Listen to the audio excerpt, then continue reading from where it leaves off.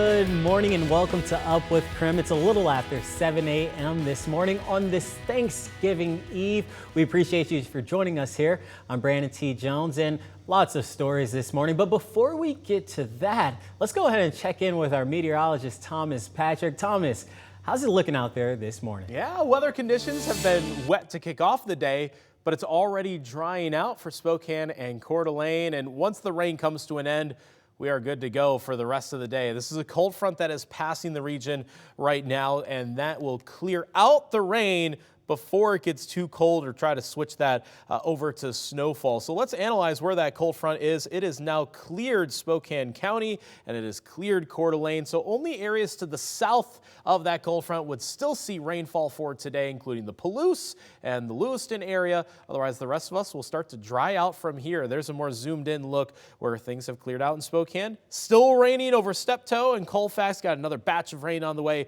for Pullman and Moscow so far this morning. Up in North Idaho, there's Athol, Silverwood Theme Park, and current temperatures 38 degrees, cloudy skies, but we'll sneak out a little sunshine later today. Covering North Idaho, new this morning, Idaho's Attorney General is asking the United States Supreme Court to get involved in the fight against the state's abortion ban. The law allows the state to prosecute doctors who provide abortions, except in cases where it saves the mother's life. The ban went into effect last year and was almost immediately challenged by a suit brought by the Department of Justice.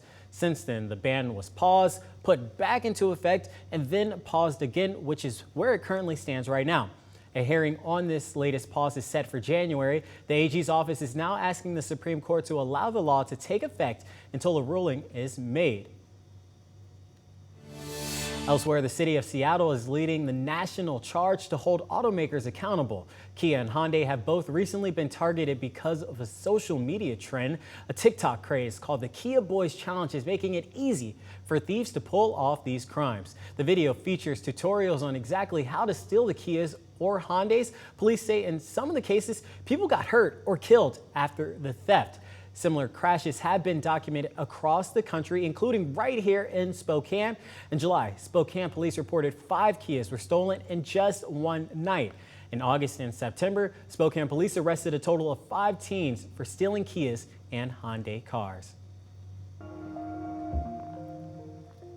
In our ongoing Boomtown series, we're tracking growth in our area. The Spokane City Council voted in favor of creating more housing opportunities for those moving to our city. KREM 2's Janelle Finch tells us about how this could impact future homeowners in Spokane.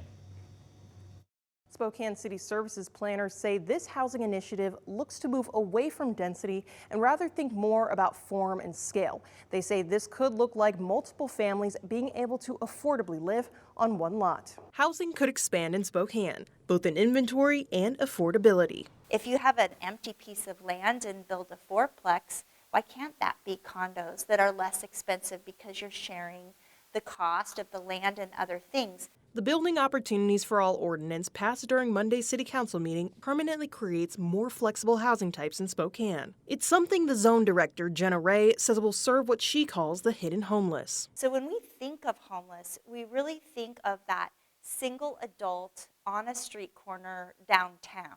What we don't see are all of the families that are doubled and tripled up behind a single door. Ray says the passing of this ordinance could open doors for more Spokane homeowners. What we're working on is housing stability. We're working on everyone having a lease. We're working on people moving toward home ownership. Matt Hutchins with Cass Architecture in Seattle is already planning on opening the door for at least 6 Spokane families. He's developing plans for a 6-plex on Spokane's South Hill. It's going to take one house and replace it with 6 households. He says Spokane is creating housing opportunities in ways other Washington cities aren't. We have been working in Seattle for years and years to allow this form of housing to happen again. And Spokane just kind of went and did it. With the passing of this ordinance, Hutchins hopes to begin building in 2024 and start moving people into his 6-plex in 2025. The city of Spokane found data from the Washington Office of Financial Management that shows continued growth in our area over the next 14 years. The projected increase results in a need for at least 6,800 housing units by 2037. In the studio, Janelle Finch, KREM 2 News. As we officially enter the holiday season, a push to make sure every student enjoys this time of the year has begun. Spokane Public Schools is now collecting gift cards and donations to distribute to their HEART students.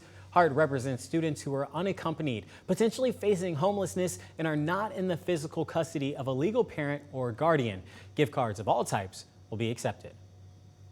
And then our team works on matching each gift card to students so that they can get something that really meets their needs where they're at, and so they can feel that the community is out there supporting them and thinking of them and wanting the best for them throughout the holiday season.